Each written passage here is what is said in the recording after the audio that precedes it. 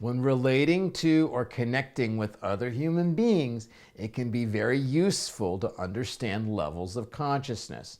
Your level of consciousness is the way you see the world. It's kind of how you see the world. In one sense, it's how much of the world you're able to see, and your level of consciousness determines your reality and your beliefs about the world. So as you grow spiritually, your level of consciousness expands, and so one level of consciousness is very different than another. The world can look totally different from one level of consciousness to another.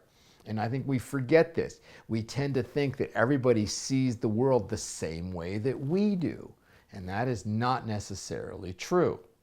It can be very different. And then, so sometimes when we think someone's not intelligent or they're being stubborn, they're not necessarily not intelligent or being stubborn or whatever else.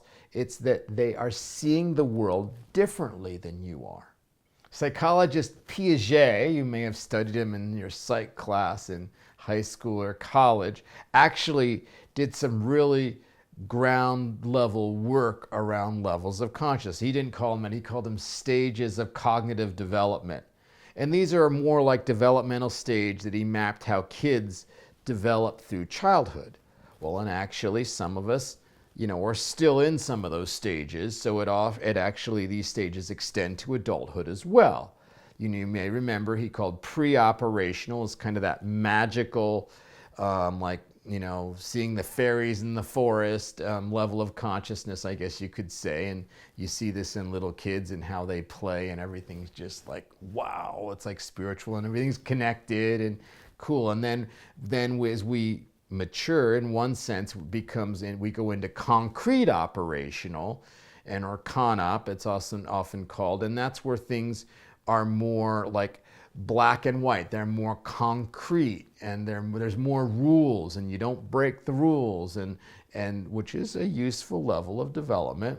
And then after that, we go into formal operational, and this is a more rational and scientific, maybe a little more intellectual way of seeing the world. It's all, And so then beyond that, there are other levels of consciousness too that we develop when we grow spiritually.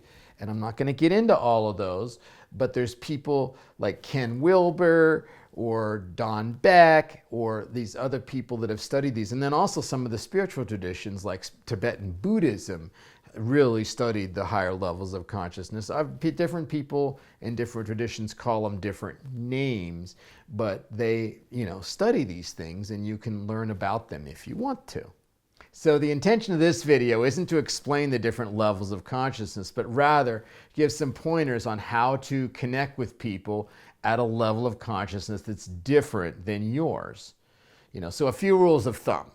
Okay, if your lower level of consciousness cannot comprehend higher level of consciousness, to someone at a lower level of consciousness, anything beyond your level of consciousness, you just don't even know that it exists.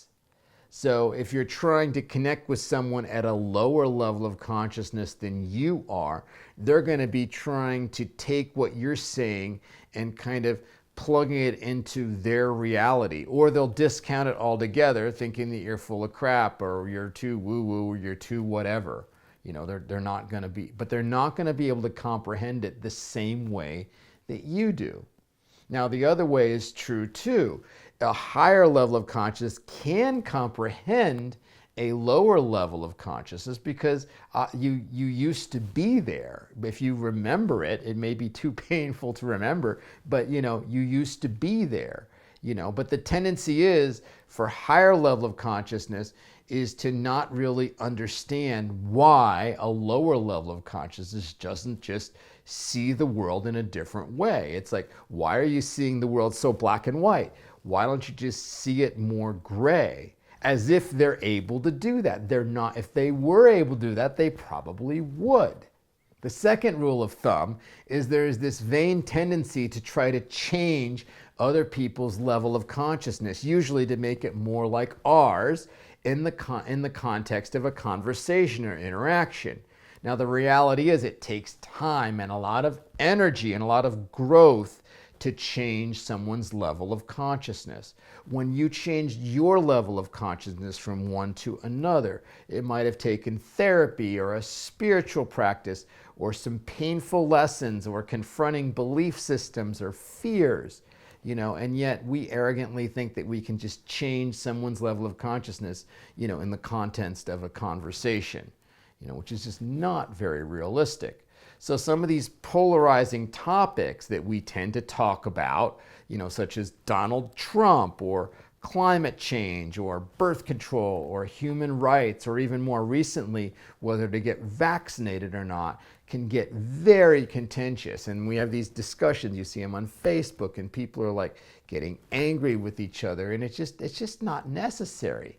The third rule of thumb is that some relationships with people at different levels of consciousness work better than other types of relationships. So acquaintances or friendships or family relationships or work relationships can work really well, having people be in different levels of consciousness, providing that you don't try to change each other into your own levels of consciousness. It can work very well. Now, other relationships such as marriages, intimate relationships, or like business partnerships that you're living with and you're spending a lot of time, or you have this common goal that you're trying to make happen, or this shared journey, if you will, they do not work as well in different levels of consciousness, because you're really living in different realities or living in different worlds. It was Martin Yusick that said that a love relationship really doesn't work very well if you're more than about one level of consciousness apart, because it's just too big of a gap to bridge. And lastly, here are a few takeaway suggestions. Similar to last week, it all begins with accepting people the way they are. In this case, it's accepting them having the level of consciousness that they have and not needing to change it, not needing their level of consciousness to be more like yours so you can connect with them or so they can understand you. It's unrealistic and it's kind of disrespectful.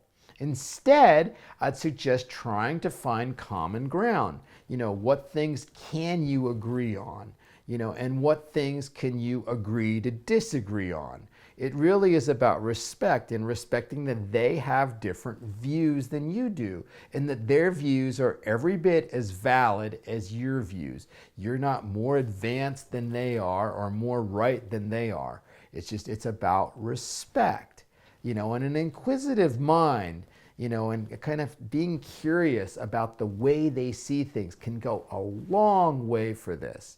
One of the ways I see intimacy, it's about discovering the way other people see things. It's like way another person see things. So be curious, and then when they see things differently, like celebrate the diversity. It's like, wow, how interesting that you see it that way.